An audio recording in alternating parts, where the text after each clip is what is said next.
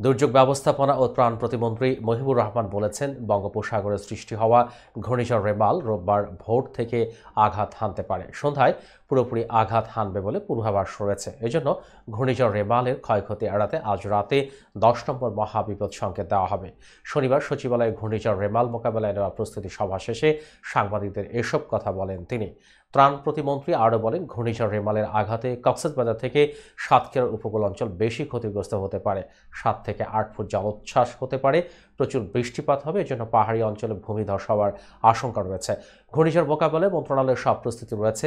80,000 স্বেচ্ছাসেবক ও উপকূলে 4,000 আশ্রয়কেন্দ্র প্রস্তুত আছে। তিনি বলেন, বাংলাদেশ আবহাওয়া অধিদপ্তর সহ পৃথিবীর অন্যান্য দেশের সঙ্গে সমন্বয় রেখে আমরা বুঝতে পেরেছি ঘূর্ণিঝড়টি আসন্ন।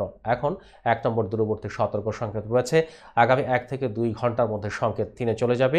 এটা রাতে 4-এর উপরে চলে যাওয়ার সম্ভাবনা রয়েছে। রাতে বিপদের পর্যায়ে চলে যেতে পারে।